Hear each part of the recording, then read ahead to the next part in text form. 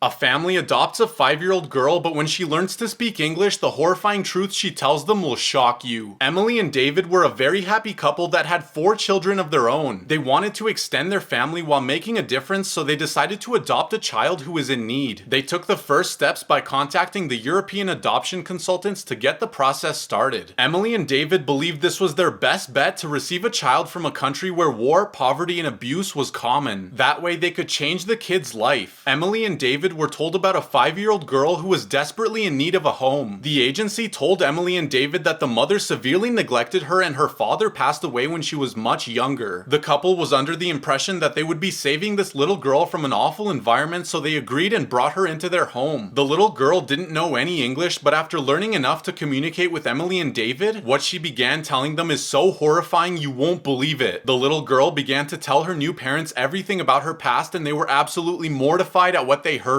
According to the little girl, she did not come from an abusive family like the agency claimed. She actually had a loving mother who was missing her back home. The little girl explained that the only trauma she faced was being taken away from her family and sent to America. But what she says next was the most shocking thing yet. The little girl's mother was under the impression she would be coming back in a few years after getting a proper education. The couple was devastated because they loved the little girl, but they knew the right thing to do was to let her go home back to her mother. Local authorities found out this happened to multiple children, and after making sure they were all reunited with their parents, they shut down the facility for good.